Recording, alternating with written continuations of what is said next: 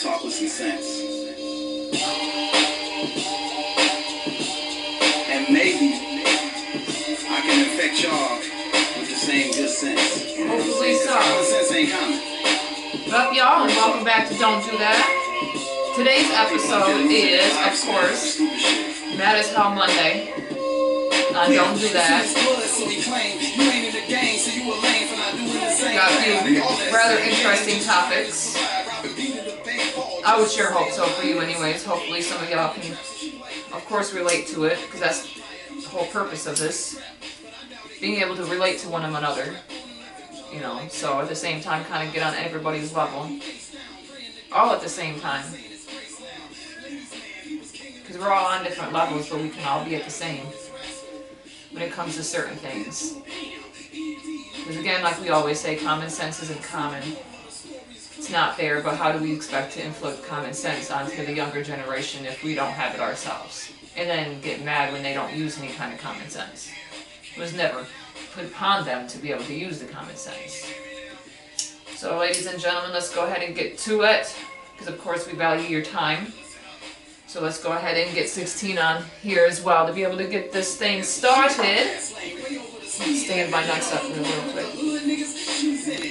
And alright, 16. Let's bring it.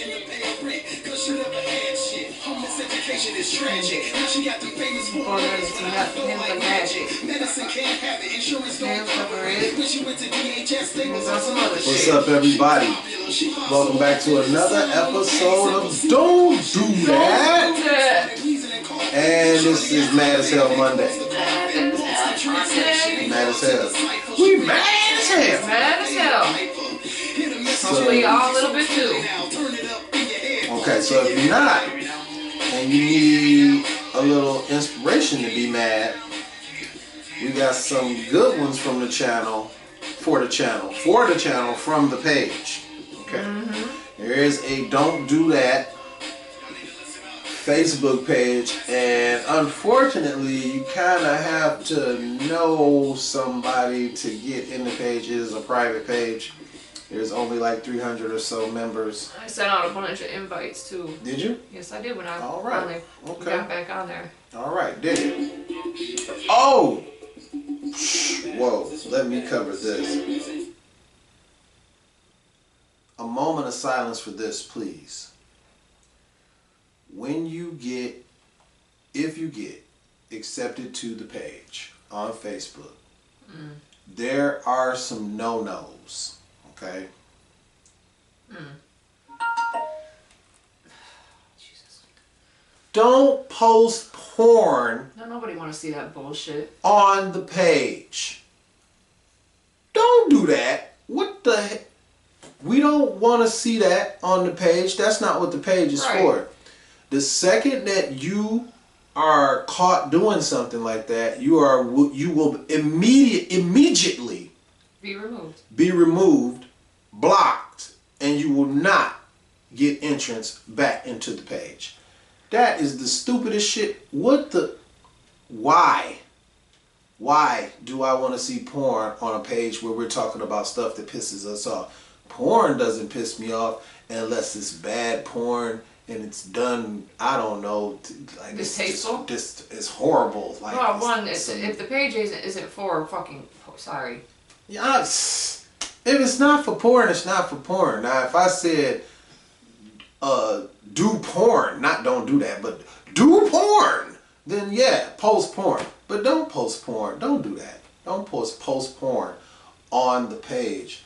And that's not what the page is for. It's not for you will shit. Immediately be Jazzy Jeff thrown like Uncle Phil used to do him on the show out the door. Of the door.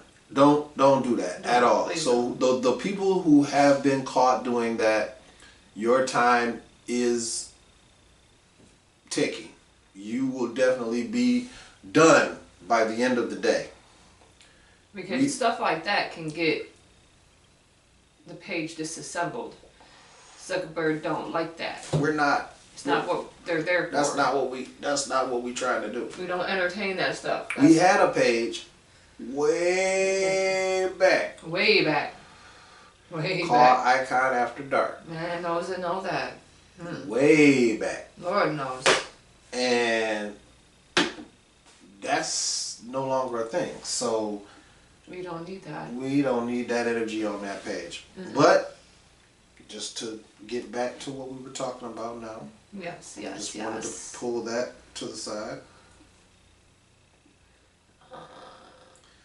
Okay, so what you got going on over there?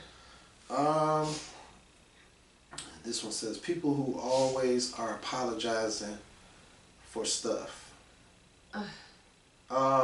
Yeah, people that say don't do that. Well, it says I guess they really mean stop doing shit that you have to apologize for. Right, when it's a constant thing, that means you're not sorry whenever you continuously do something. Right, if you continuously doing something and you continuously apologizing, then obviously the apology becomes worthless because you continually doing the same thing. So that must be your true self. That must be how you really feel and who you really are. So yeah, don't do that. Yeah, fair enough, because it's like the apologies become senseless, like open-ended. It don't mean shit. They're an open-ended thing. It don't mean shit. I guess one of them, like somebody said something, and this not happen at the same. This did now different. Just leave it be. Yeah. Terrible. But yeah. Okay.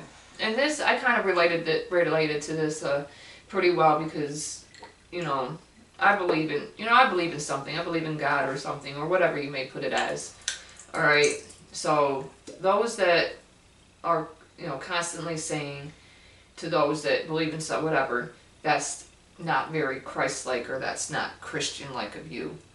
And it's like, when I think about that more often, it's like, don't do that.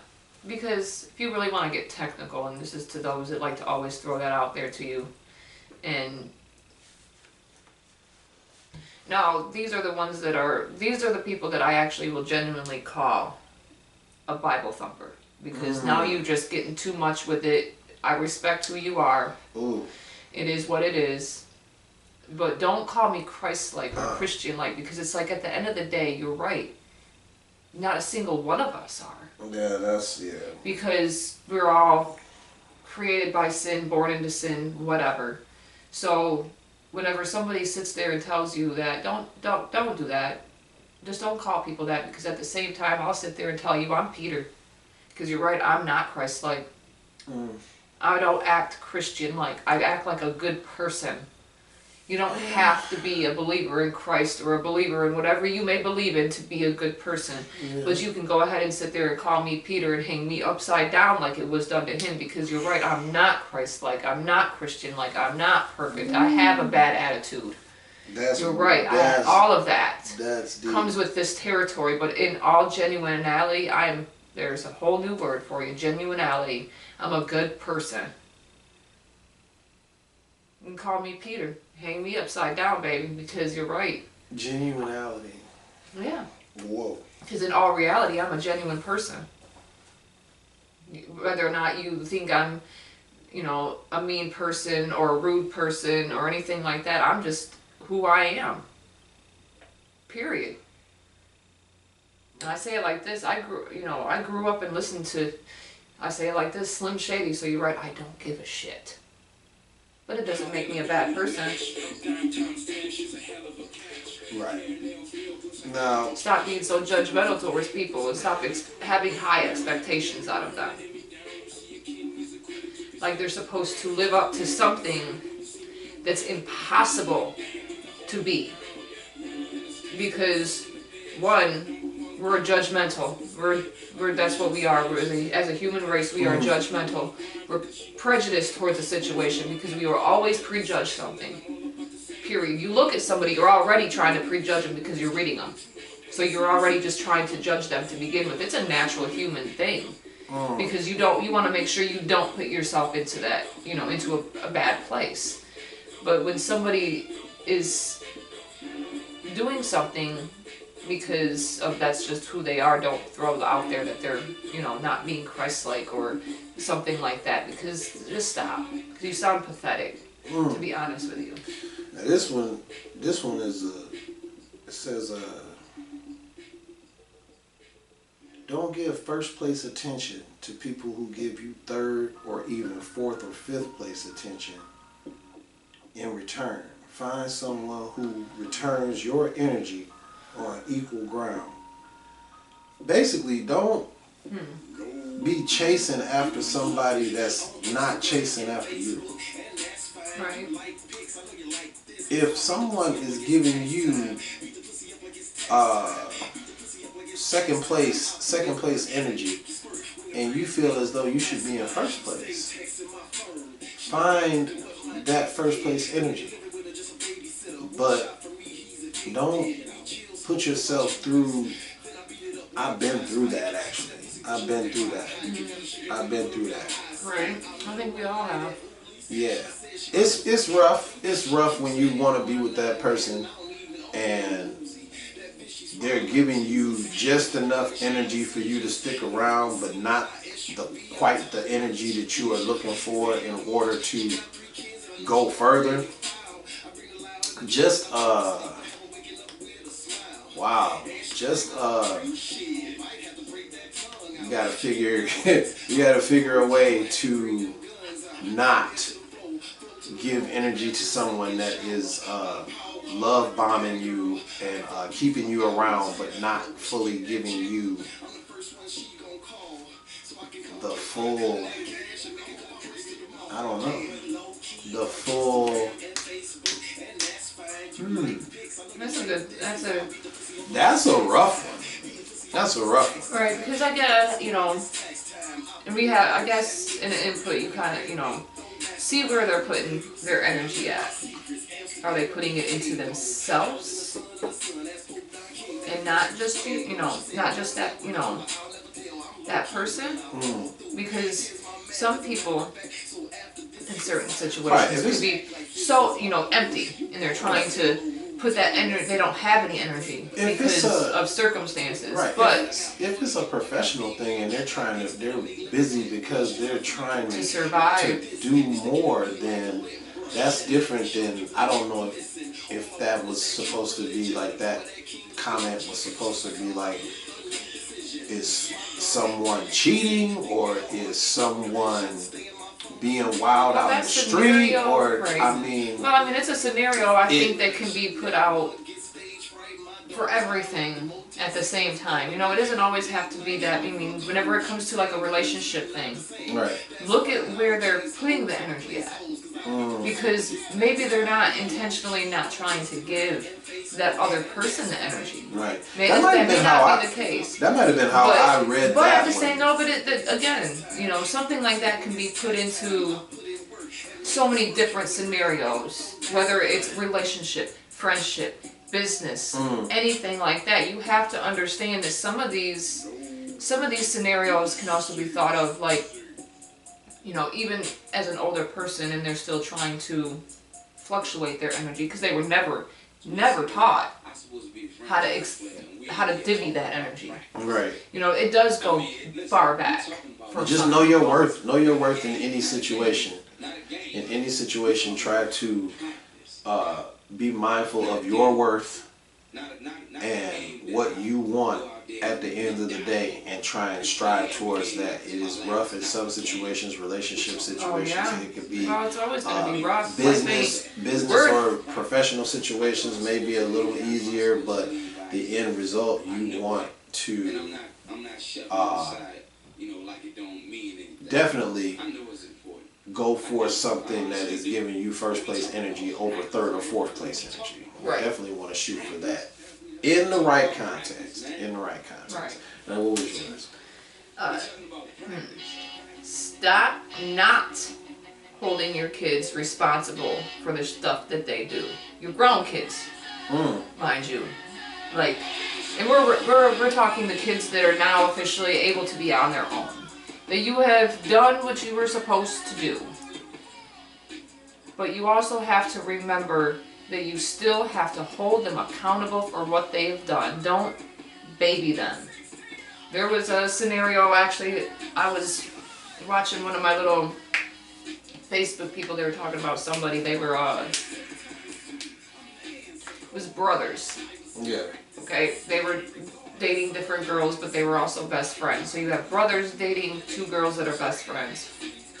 Later on down the road, caught the brother sleeping with his girlfriend. And it was all, yeah, right. Wow. So now later on, they got together with dating or whatever, so on and so forth. The other brother, they, got completely hurt by his brother. Started dating the other, whatever, and now they got married and all that other good jazz. And wow. Obviously you're not going to invite your brother that you haven't talked to in years, half a decade even, to the wedding. To the wedding, by all means. Now, the parents are simply, well, if you don't invite your brother, we're not coming. Oh boy.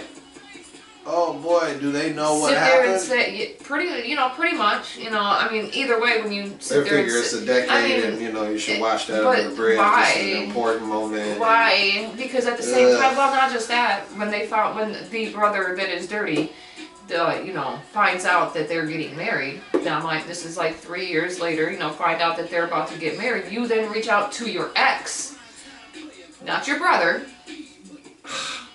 but your ex. And it's like, so why would I, obviously nothing has changed. You didn't learn your lesson, none of that. So why would I invite you to my wedding?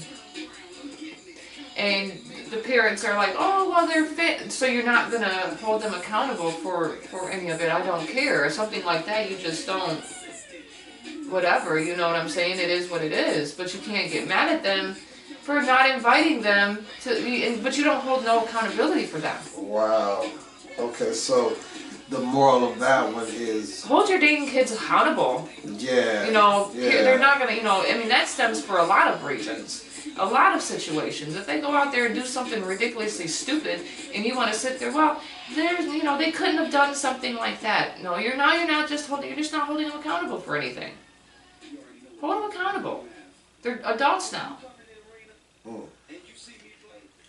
Alright, so my one, I think we'll close it out on this one. Yeah. Alright. So this one is hot. Every morning when I wake up and get ready for work, I go through the reels and different stuff on my phone, and I'm seeing Jaguar Wright. And Jaguar Wright is, of course, an artist back in the day, not really all that hot or anything right now, but you can look her up. And she definitely was an artist back in the day, had some stuff going on. She was even in that old school Pepsi commercial. But I'm sure some of y'all may remember that. But now, she is most known for spilling tea in these different reels, talking about it's Diddy, called the Blue Couch. talking about the Blue Couch interviews or whatever. And it's entertainment. I saw Young Jock react to some stuff that she had said about him, and she recently said something that struck a chord with me, where she said that Proof wrote most of or all of Eminem's rhymes.